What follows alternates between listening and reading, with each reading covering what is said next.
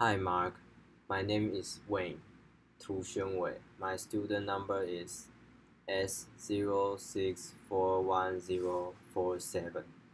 Today I'm going to read How Adaptive Clothing Empowers People with Disabilities by Mindy Scheier. I love fashion. I actually go to bed every night thinking about what I'm going to wear the next day. Clo- Clothing transforms me, defines me, gives me confidence. You may not feel the same way about fashion, but I bet you have a favorite t-shirt or a pair of jeans that transforms you, makes you feel good, makes you feel confident, makes you feel like you. When I was younger, I wanted to be Betsy Johnson. I thought we were kindred, crazy hair spirits together.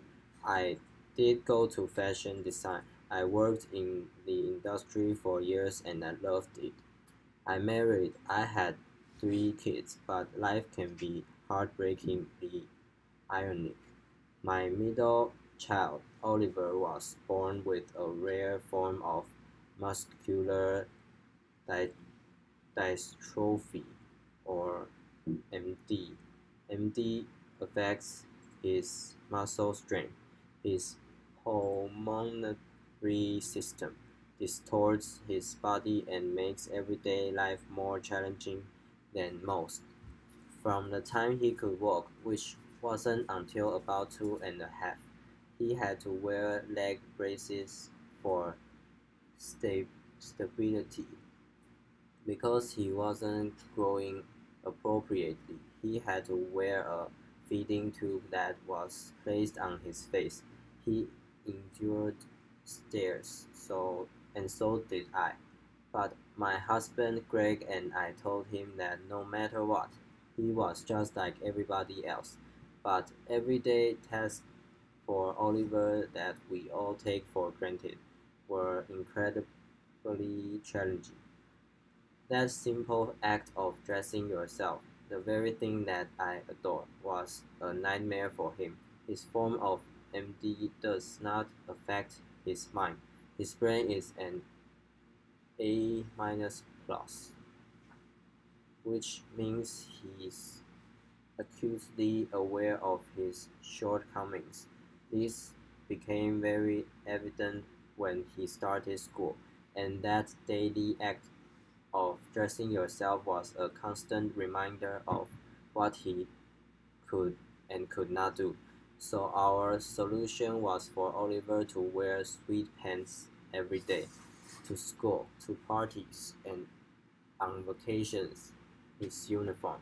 For special occasions, he would wear proper pants, but many times, because he couldn't manage the button and zipper, I would have to take him to the men's room, which was incredibly embarrassing for him and the other men that were in there. But then I said, "Oh, please, there's nothing I haven't seen before." Laughter. For years we muddled through, but when Oliver was in third grade, I found out he was more like me than I ever imagined. Oliver, too, cared about fashion. He came home from school one day and said very definite, definite, definitively that he was going to wear jeans to school like everybody else gets to wear. Well, I certainly couldn't go to class with him and take him to the boys' room, but there was no way I was telling my 8-year-old that he couldn't wear what he wanted to wear. So that night, I mac- MacGyvered the hell out of his jeans. I remembered when I was pregnant and unwilling to stop wearing my own favorite pants, even though I was bursting out of them. That rubber band trick.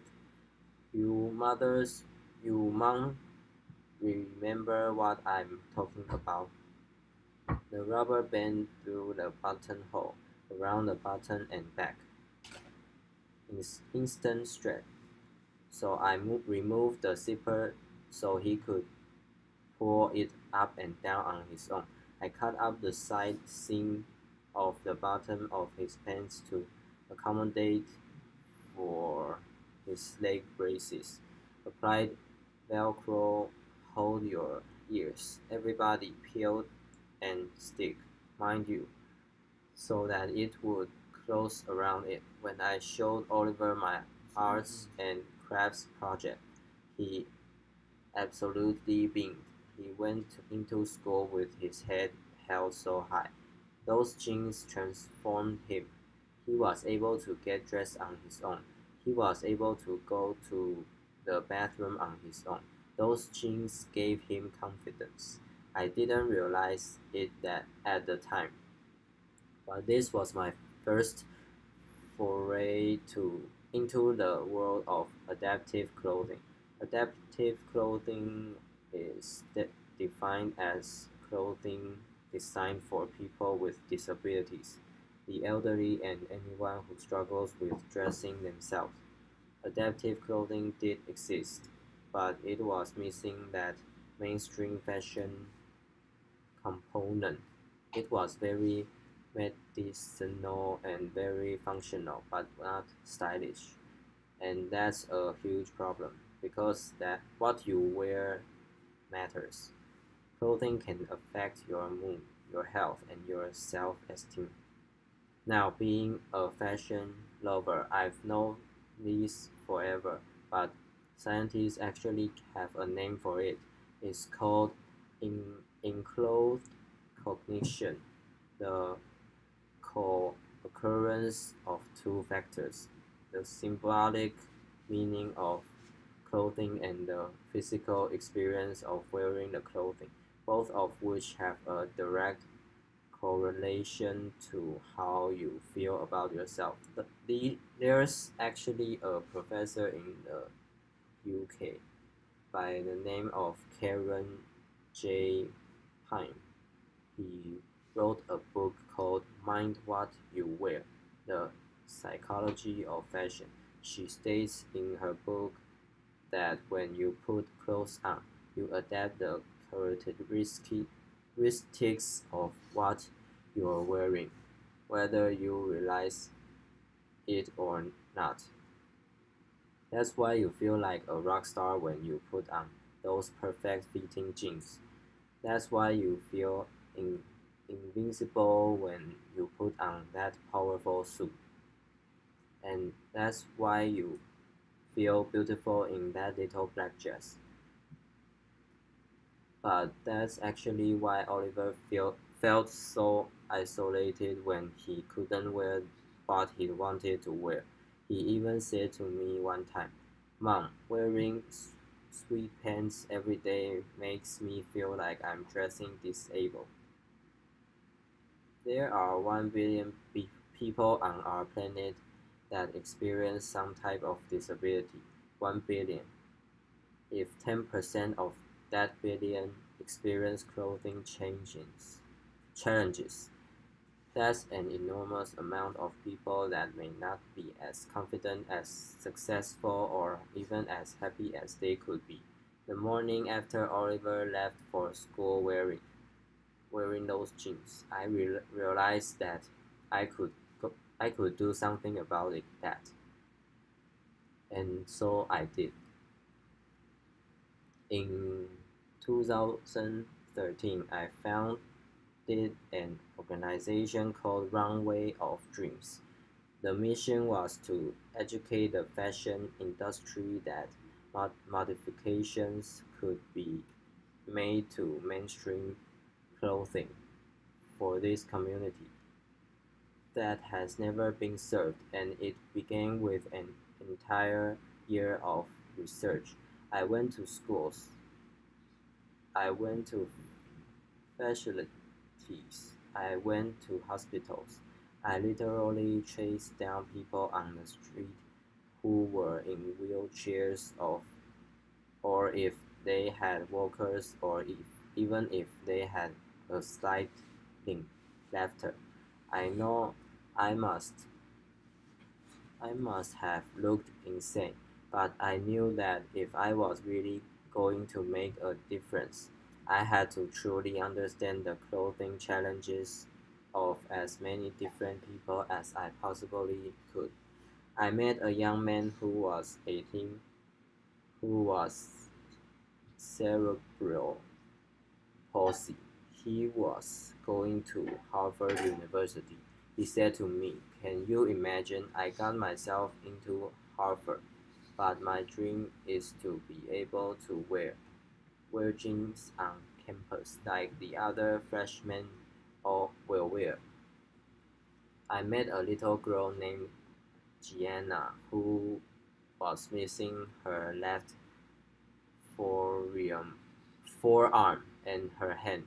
Her mom told me she could not bear to see her daughter's difference magnified by a dangling sleeve, so she had every single long sleeve shirt professionally tailored. Can you imagine the time and money she spent? I also had the great privilege of spending time with Eric Legren, former Rutgers football player who was paralyzed during a tackle in 2010. I had at this point seen some unfa- unfathomable things, but this by after was the most heart-stopping.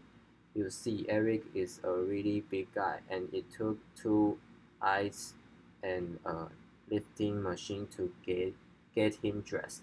I sat and watched this process for over 2 hours.